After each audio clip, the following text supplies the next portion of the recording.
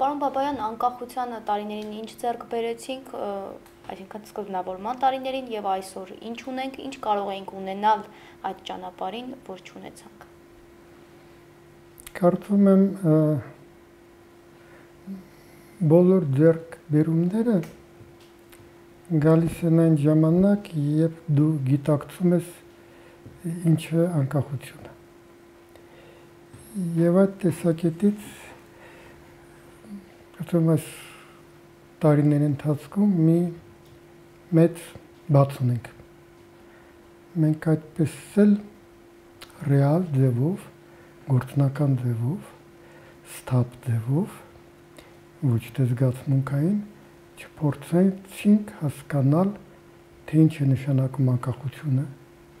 ինչու է այն մեզ պետք, ինչ օգուտ կա իրենից։ Բայց զարմանալի բան է, ժամանակը միևնույն է իրեն անում է եւ այն նոր սերունդը, որ ծնվել է արդեն անկախության տարիներին, մեծացել, կրթություն ստացել, դաստիարակվել, շփվել աշխարհի հետ, կարծում եմ հենց բնազդով ավելի լավ է հասկանում անկախության անհրաժեշտությունը եւ բուն իմաստը։ Նկատի ունեք քաղաքացիական հասարակության ներկայացուցիչներ, այն երիտասարդներն, ովքեր այսօր տարբեր առիթներով բողոքի ձայնն են բարձրացնում։ Այո, որտեվ երիտասարդները վերջ-վերջո ինչ է նշանակում անկախություն եւ ինչի այն պետք։ Անկախությունը ունի մի շատ գործնական նպատակ։ Նա դարձնում է յուրաքանչյուր քաղաքացուն իր երկրի տերը։ Եթե կա այդ գիտակցությունը, երկիրը պաշտպանված է, երկիրը կայանում է որպես երկիր, պետությունը ամրապնդվում է, պետության մեջ սկսում են գործել օրենքները, այլ ոչ թե ուրիշ բաներ։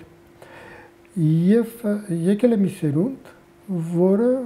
սկսել է գիտակցել իր իրավունքները, սկսել է ճիշտ ձևով ընկալել իր եւ պետության, իր եւ իշխանության հարաբերությունները։ Իհարկե։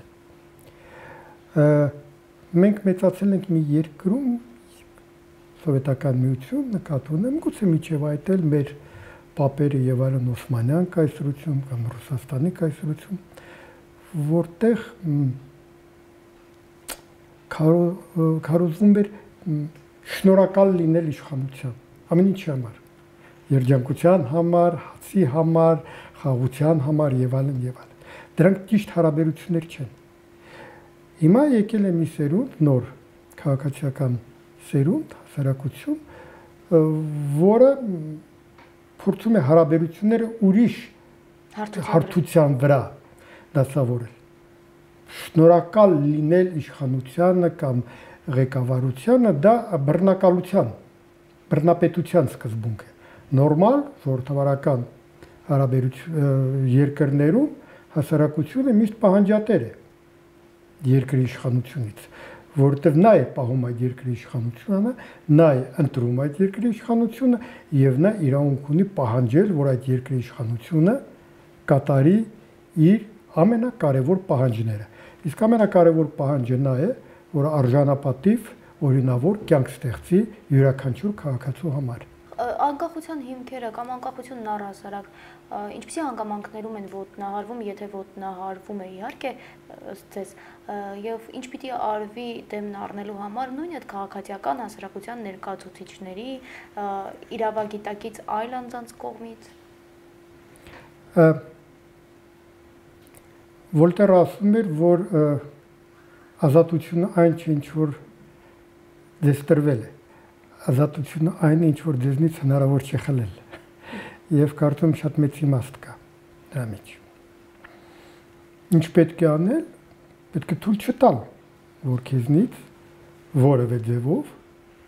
կարողանան վերցնել այդ անկախությունը։ Խոսքը չի գնում միայն գլոբալ պետական առումով, հա,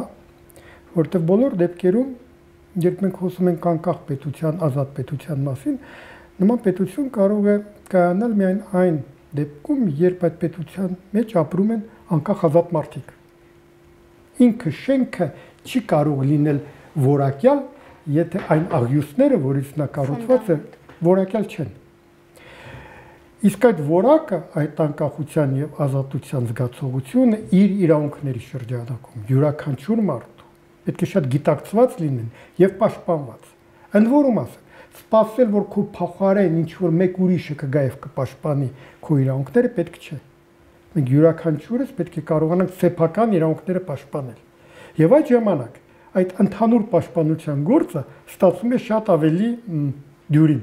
շատ ավելի հեշտ։ Այսպիսի նախադրյալներ արդեն իսկ ասացիք, տեսնում եք, բացի քաղաքացիական հասարակության ներկայացուցիչների արարքներից, օրինակ իշխանական ճամբարում, օրինակ ընդդիմադիր ճամբարում, տեսնում եք պատրաստակամություն անկախության հիմքերը ամուր պահելու։ Ինչքան ավելի կիրթ կլինի մեր հասարակությունը, ավելի գրագետ, այնքան ավելի պաշտպանված կլինեն նրա իրավունքները եւ այնքան ավելի գիտակցված նա կպաշտպանի սեփական իրավունքները։ Կա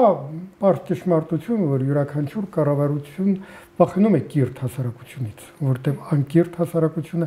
ղեկավարելը կարծես թե ավելի հեշտ է։ Ամբողջներին ղեկավար։ Հա, բայց կործանարար է, որտեղ բոլոր դեպքերում պարտվողի դերում հենց պետությունն եւ նույն իշխանությունը, որը կանգնած է այդ պետության գլխին։ Ես կարծում եմ այդ գիտակցումը կամաց գալիս է։ Ժամանակը թելադրում է իրեն։ Բոլոր դեպքերում այն պետք է խոստովանենք, որ այն խոսքի ազատությունը, մամուլի ազատությունը, որ այսօր կա Հայաստանում, միգուցե արդյունքը այդքան էլ չի զգացում, ես նկատի ունեմ, անդրադառնում է մամուլը որոշակի հարցերին եւ մենք չենք տեսնում համապատասխան արձագանք, բայց որ հասարակության մեջ ձևավորվում է ճիշտ մոտեցում, ճիշտ գնահատական գիտակցում, սա քիչ բան չի։ Մոլորված հասարակության հետ շատ ավելի հեշտ է տարբեր մանիպուլյացիաների դիմել, քան կիրթ եւ ինքնուրույն մտածող հասարակության հետ։ Իսկ ինքնուրույն մտածելու հնարավորություն տալիս է հենց մամուլը։ Դու ոչ թե եւ այդ տեսակետից կարծում եմ ասում եք մամուլը, բայց մամուլն էլ է, այսպես ասած, վերահսկելի։ Հաշվի առնելով սեփականատերերի, հաշվի առնելով հովանավորների գործոնը։ Ոչինչ, դա նորմալ երևույթ է։ Ամենակարևորը, որ նա վերահսկելի չլինի մենակ մի կենտրոնից։ Որտեվ երբ որ պարզ է ամենատարբեր կենտրոնում տարբեր ուրեմն սեփականատերերի տակ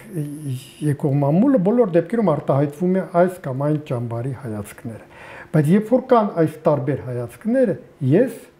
հնարավորություն ունեմ դնել իր հետ համատել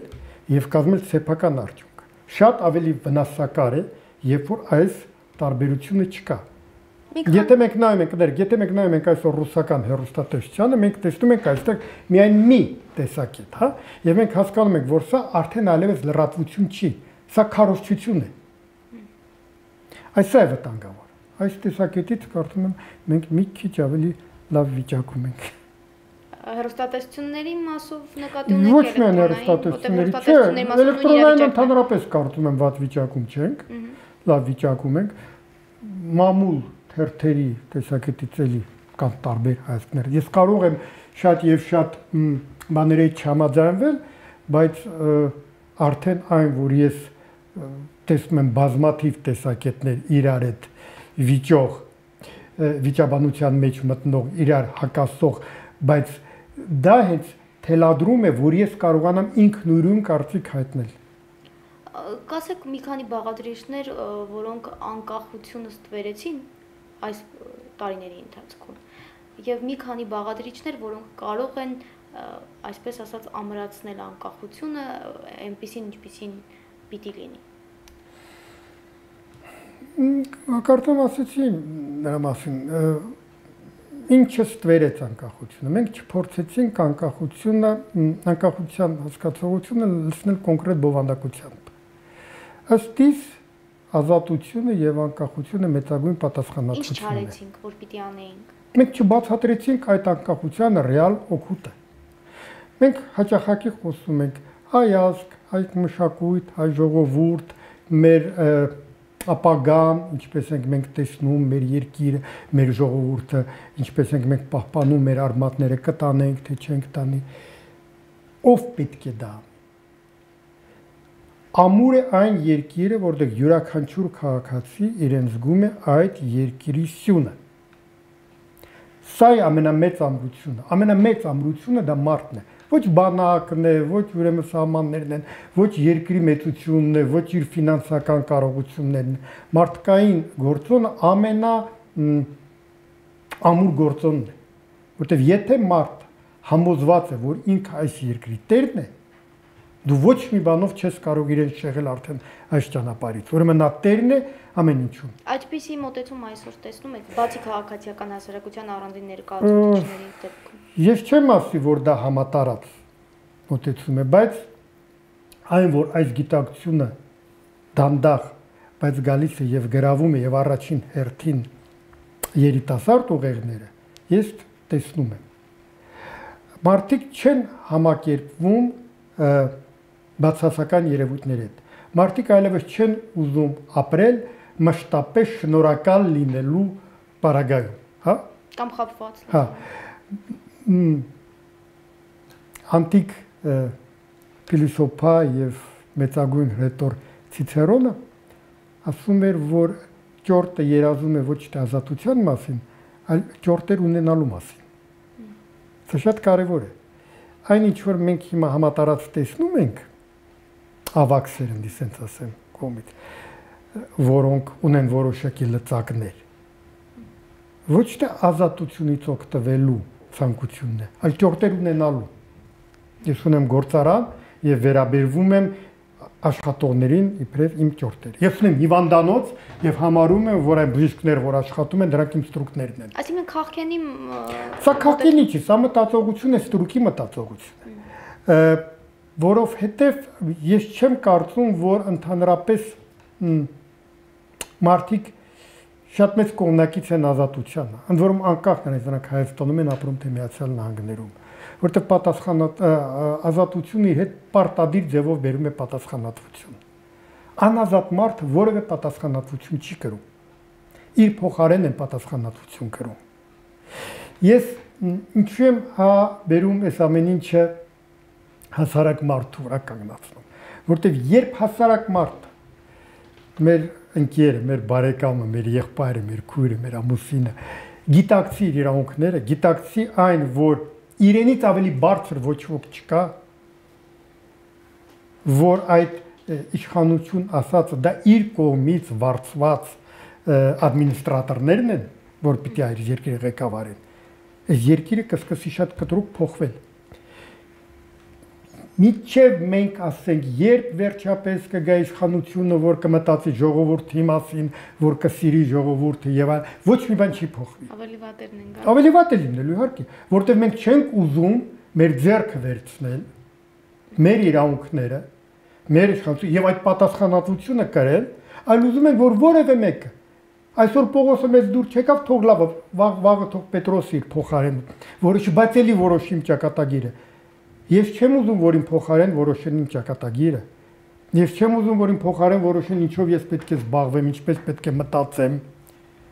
Ես ուզում եմ ունենալ այդ հնարավորությունը ինքնուրույն ընտրությունը կատարելու համար։ Լավագույն զարգացման ձևը դա է։ Իզուր չէ, որ դարերով, ասենք թե նույն տնտեսական հարաբերությունները արդյունավետ են, երբ որ իրենք ազատ են։ Անազատ տնտեսական հարաբերությունները ապացուցեցին, որ նրանք տանում են դեպի փակուղի։ Անկախությունից ի վեր 3 նախագահ ենք ունեցել, եթե ժամանակահատվածներով դիտարկենք։ Առաջին նախագահի ժամանակահատվածում, երկրորդ եւ այժմ երրորդ նախագահի ժամանակահատվածում ինչպիսի ձեռքբերումներ ենք ունեցել անկախության առումով, անկախության ամրապնդման առումով եւ ինչպիսի կորուստներ ենք ունեցել նույն անկախության առումով։ Ես դժվարանում եմ ամբողջովին այսպիսի գնահատական տալ, կարծում եմ, որ առանցքային աչք զարնող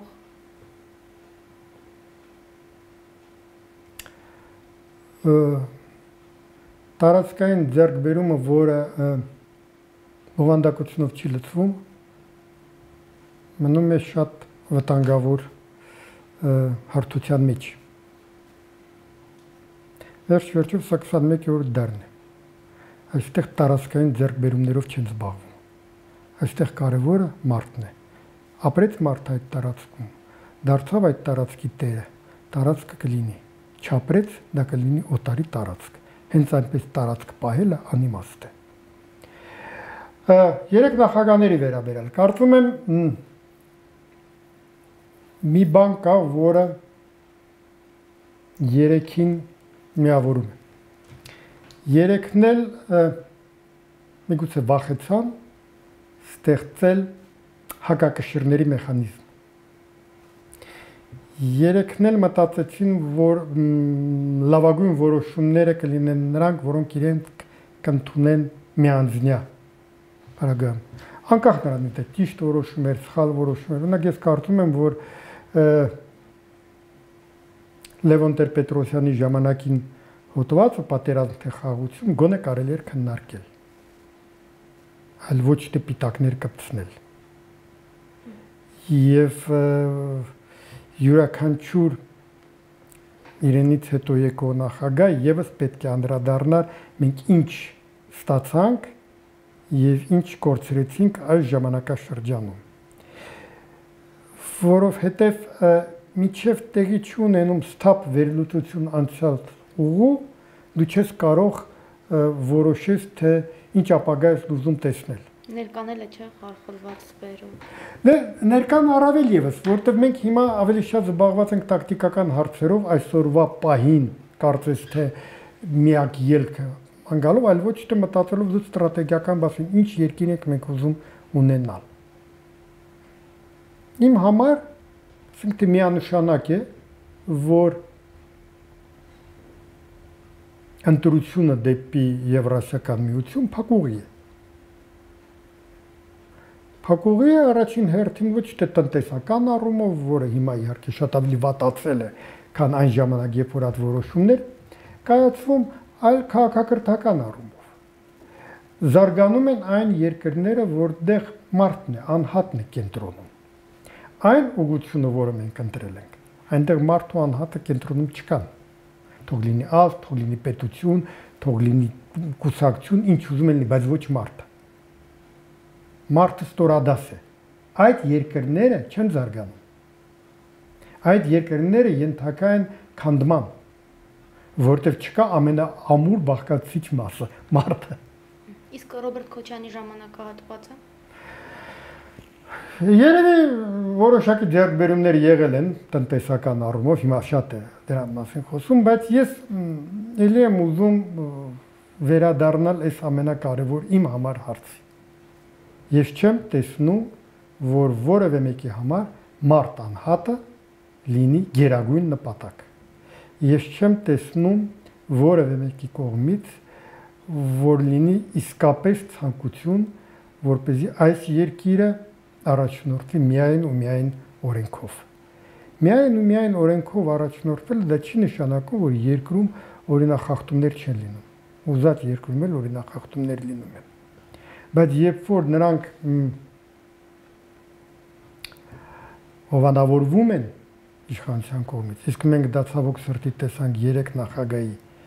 օրոքել, եւ ես կարծում եմ կտեսնենք եւ 4-րդ, եւ 5-րդ, եւ 6-րդ նախագահի օրոք, քանի չփոխվի ամբողջ համակարգ եւ չդառնա բալանսավորված հակակշիռներ միտեղ չլինեն։ Չի կարող լինել լավ մարդկանց իշխանություն։ Ինքը իշխանությունը, նախ միջև իշխանություն հասնես, արդեն բազմաթիվ բարոյական կորուստներ ես ունենում։ Սա փաստ է։ Եվ չի կարելի պահանջել, որ այդ վերին բարոյական չափանիշները, որ մենք ներկայացնում ենք, պահպանվեն ամբողջ իշխանության ուրեմն ժամանակաշրջանում։ Բայց կարելի է պահանջել մի բան, որ այդ ամեն ինչ լինի վերահսկելի եւ ստեղծել համապատասխան մեխանիզմներ։ Դու բարոյական պետք է լինես պարտադիր։ Հակառակ դեպքում դու չես լինի այդտեղ։ Կարծում ճիշտ մոտեցումը սա է, թե չի ասել սա մի քիչ ավելի լավ էր, սա մի քիչ ավելի վատ էր։ Ինձ համար անձերը, մեր մեջ ասած, բացարձակապես հետաքրքրություն չեն առաջացնում։ Եթե այդ անձը իր հետ չի բերում կառուցվածքային փոփոխություն։ Կամ մարդակենտրոն քաղաքականություն։ Այո, այդ ժամանակ ես կարողանամ հասկանալ, այդ ժամանակ ես կողջունեմ, թե չէ պարզապես այս մեկը մի քիչ ավելի գեղեցիկ է, այս մեկը ծխում է, ես էլ եմ ծխող, դրա համար ես սիրում եմ ծխողներին, իսկ այս մեկը բասկետբոլ է խաղում, ես էլ եմ բասկետբոլ խաղում։ Դրա համար եմ սիրում, սա չափանիշ չի։ Չափանիշը թե ինչ համակարգ իր հետ բերում։ Եվ որքանով է մեր անկախությունը կախյալ, նկատի ունեմ նաև միջազգային գործոններ։ Կախյալ են այնքանում, ինչքանով մենք ինքներս ենք ուզում կախյալ լինել։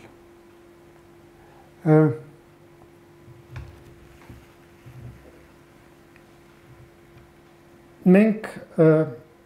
երբ քո հնարավորությունները եւ քո ցանկությունները իրար չեն համապատասխանում, դու ակամա դառնում ես կախյալ։ Սա մի պարզ ճշմարտություն է, որը գործում է յուրաքանչյուր տան, ընտանիքում, հա, եթե դուք միշտ ապրում եք պարտքով, դուք կախյալ եք այն մարդկանցից, որոնք ձեզ այդ պարտքով փողը տալիս են։ Մեր երկրի պարագայում այդ։ Մեր երկրի պարագայում ես կարծում եմ մենք չափազանց կախյալ ենք, բայց սեփական ուղեղի պատճառով։ Մենք ոչ մի կերպ չենք փորձում հասկանալ, որ մենք ապրում ենք 21-րդ դարում եւ չի կարելի 21-րդ դարում ապրել 19-րդ, նույնիսկ 20-րդ դարի սկզբի չափանիշներով։ Եթե դու ուզում ես պետություն լինես, դու ընդունում ես այն կանոնները, որոնք կան պետությունների մեջ, խաղի կանոնները։ Դուր են գալիս դրանք, թե դուր չեն գալիս, դա ուրիշ հարց է։ Եթե դու մտնում ես այս համակարգի մեջ եւ փորձում ես շրջանցել այդ կանոնները եւ փորձում ես այստեղ բերել, ասենք ասենք համայնքային կանոններ, գետոյի կանոններ, ռեզերվացիայի կանոններ, ուրեմն դու պետության արժանի չես։ Դու պարզապես ինչ որ երկրի շրջանակում կարող ես լավագույն դեպքում ցանկանալ եւ ստանալ մշակութային որոշակի ուրեմն ասենք ասենք ավտոնոմիա, ոչ ավել։ Քանի որ քաղաքացիական հասարակության հետ մեծ հույսեր են կապում եւ ինքներդ տեսնում եք, որ որոշակի, այսպես ասած, գործողություններ կատարվում են, այսպիսի տեմպերով շարունակելու դեպքում քաղաքացիական հասարակությունը կարող է հաջողության հասնել։ Կարծում եմ, այո, միայն թե չհիասթափվի։ Այստեղ ես մեծ վտանգ եմ տեսնում եւ այստեղ մեծ խնդիր կա յուրաքանչյուր իսկապես իշխանության համար։ Յուրաքանչյուր քիչ թե շատ սթափ մտածող իշխանություն իհարկե հասկանում է, որ իր հենարանը դա հասարակությունն է։ Նույնիսկ եթե այդ հասարակությունը իրեն դեմ է, բայց ակտիվ հասարակություն, որտեղ անտարբեր հասարակությունը, որի համար միևնույն է ամեն ինչ, սա վտանգավոր հասարակություն է։ Հուսալքված հասարակություն, հա, այդպես։ Հուսալքված հասարակությունը, որը այլևս իր ապագան չի տեսնում այս երկրում, այստեղ մենք ունենք իսկապես շատ մեծ խնդիրներ։ Այսինքն արտագաղթը որոշակի առումով նաև խարխլում է հենց նույն անկախությունը։ Ես կարծում եմ, որ արտագաղթը առաջին հերթին սոցիալական խնդիրներից չի գալիս։ Արտագաղթի ամենամեծ խթանը դա տիրոջ կարգավիճակի բացակայությունն է։ Եթե ես տեր չեմ լինում այս երկրին, եթե ես հասկանում եմ, որ ինձնից այս երկրում որևէ բան կախված չի, ապա ինչ տարբերություն ես այստեղ եմ ապրում, թե ավելի բարեկեցիկ երկրում։ Մի քանի մեջբերումներ արդեն իսկ բերեցիք, եթե այլ պատկերավոր եւս մի քանի մեջբերումներ բերեք, ինչպիսի իրավիճակ է, եթե պատկերավոր խոսքով ասենք հիմա, ինչպիսի իրավիճակում ենք մենք։ Սահմանային էգզիստենցիալիզմի մեջ կա այս տեսակարտահայտություն, սահմանային վիճակ, երբ կարծես թե կյանքը նորմալ շարունակվում է, հետո գալիս է մի վիճակ, երբ պետք է կատարել ընտրություն, այս կողմ կամ այն կողմ, եւ մարդիկ այդ ժամանակ են բացահայտվում։ Ցած կարծես թե բոլորը նման են, բայց երբ որ գալիս է այդ սահմանային վիճակը, հիմա կարծում եմ Հայաստանում գուցե ոչ տարի ինչ որ բան տեսնում եք։ Դե զավեշտալի բան միշտ կա կյանքում։ կարելի է ամեն քայլափոխին տեսնել, բայց ամեն ինչին հեգնանքով մոտենալը դա ճիշտ մոտեցում է, բայց չեմ կարծում, որ հեգնանքը վերացնում է պահի լրջությունը, հակառակ, հեգնանքը երևի տալիս է հնարավորություն ավելի սթափ նայել պահի լրջության վրա։ Այսինքն սարկազմի մասին է։ Իհարկե, սա շատ ավելի կար, սարկազմի, իրոնիան այն ինչ որ ասում են։ Սարկազմով, իրոնիայով ինչպիսի իրավիճակում ենք հիմա մենք, եթե այդպես։ Մենք լարախաղացի վիճակում ենք, որի ոտքերի տակ լար չկա։ Բայց նա փորձում է ձևացնել, որ նա կարողանում է ուրեմն բալանսը պահպանել տարբեր ուժերի եւ տարբեր պետությունների, տարբեր աշխարհանկալումների միջև։ Գիտեք, ժամանակին Շեքսպիրը Համլետում ասել է, որ կյանքը թատրոն է, իսկ մարդիկ դերասաններ։ Կյանքը իսկապես թատրոն է, բայց մենք պետք է կարողանանք այնպես անել, որ մեր ներկայացումները լինեն որակյալ։ Որտեվ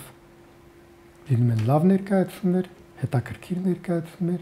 իսկ լինում են ահավոր, շտամպային, հնամաշ ներկայացումներ, որ գալիս է ասում, վայ մամա ջան, այս ախրտը 30-40 տարի առաջ արդեն չէր նայվում, ուր ենք մենք հիմա։ Այ մենք հաճախակի փորձում ենք խաղալ ներկայացում, որ արդեն 50 տարի առաջ չեն նայում։ Բայց մենք կարծում ենք, որ դա քանի որ մեր պապերը ու տատերը նայել են այդ ներկայացումը, մենք էլ կնենք, չէ։ Ես ոչ բոլոր ժողովրդական ասվածքներին եմ կողմնակից։ Ես համարում եմ, որ ամեն մի նոր բան շատ ավելի լավ է, քան հինը մաշված։ Ես բացարձակապես չեմ կիսում։ Այսինքն ինչպես երեքի դեկլարացիայում Չարենցն էր արտահայտում, այդպեսի ինչ-որ։ Երևի, ես բացարձակապես չեմ կիսում, օրինակ այն ասացվածք, որ փորձված թան անփորձվածունից լավն է։ Եթե այդ սկզբունքով մարդիկ ապրեին, երբևիցե որևէ առաջընթաց չէր լինի, նրանք միշտ կխմեին փորձված թանը։ Անփորձ մածունն է, որ պրոգրեսն է առաջացնում։ Կարելի է թունավորվել։ Կարելի է եւ հազար ու մի կորուստներ ունենալ, բայց եթե դու չես փորձում քայլ առաջ կատարել, դու միշտ դատապարտված ես մնալ պատմության ետնամասում։ Քաղաքական ետնաբեմում կամ քաղաքական հենց բեմում մենք տեսնում ենք գրեթե նույն դեպքերին վերջին տարիների ընթացքում։ Շատ վատ է, տխուր է։ Նույն խնդիր է, եւ ցավոք սրտի մենք ինչ որ չենք ուզում շատ այս շրջանակներից դուրս գալ։ Դե որ այդ շրջանակները այսպես ասած կարճած մնում են տեղերում, դա էլ է հասկանալի, չնայած եթե մի քիչ ավելի խելոք լինեին, պետք է հասկանային, որ կա մարդկային շատ հասկանալի գործոն։ Նույնիսկ ամենալավ ղեկավարը հոգնեցնում է։ Դուք նայեք, որ հիմնականում բռնապետություններն են, որ ասում են, մեր ղեկավարները այնքան լավն են, որ իրենց ոչ ոք չի ուզում փոխել։ Այդպես նորմալ մարդը հոգնում է։ Ես համոզված եմ, որ իմ թատրոնում ինձնից հոգնել են։ Ես այդքան վատ ղեկավար չեմ, հավատացեք։ Բայց սա մարդկային գործոն է։ Սա շատ հասկանալի բան է, մարդը նոր բան է ուզում։ Նորաձևության հիմքում դա է ընկած, մենք նոր բան ենք ուզում տեսնել։ Հին հագուստ, նոր հագուստ։ Իհարկե ուզում ենք տեսնել, մենք փոխում ենք կահույքի տեղը, որտեղ մենք հոգնում ենք նույն վիճակից։ Սա վերաբերվում է եւ քաղաքական դաշտին։ Ինչքան կարելի է այս նույն դեմքերին նայել։ Առավել եւս որ ինչքան շատ են իրենք մնում, ասենք թե իշխանության կամ ընդդիմության գլուխ, այնքան ավելի արագ է պակասում ինտելեկտը դեմքից եւ ուրիշ դեմքի արտահայտություններ են գալիս։ Նոր դեպքեր են պետք, նոր մարդիկ են պետք, բայց ամենակարևորը նոր մարդ առանց նոր գաղափարի գրոշի արժեքություն պետք չի։ Եթե նա պետք է գա ու բերեն հին գաղափարները, մեզ նոր գաղափարներ են պետք, մեզ նոր լուծումներ են պետք, մեզ նոր հայացք է պետք, մեզ պետք են մարդիկ, որոնց ասածները միգուցե սկզբից մեզ զարմացնեն, ապշեցնեն, միգուցե մենք դիմադրենք ի սկզբանե սրա։ Գուցե ռիսկային թվան, բայց խենթության գնալն է պետք, չէ՞։ Այնպես չի, որ միայն հաճելի բաներ ենք ասում, միայն հաճելի բաներ ենք լսում, որ մենք մի ազգ ենք, որը ունի այս տեսակ պատմություն եւ այլն եւ ծուլության նշանն է, երբ որ դու մշտապես բերում ես քո անցյալը որպես օրինակ։ Դա մեծագույն ծուլության եւ ախմախության նշան է։ Դա նշանակում է, որ դու ոչ մի բան չես ուզում անել եւ բավարարվում ես քո անցյալների արածով։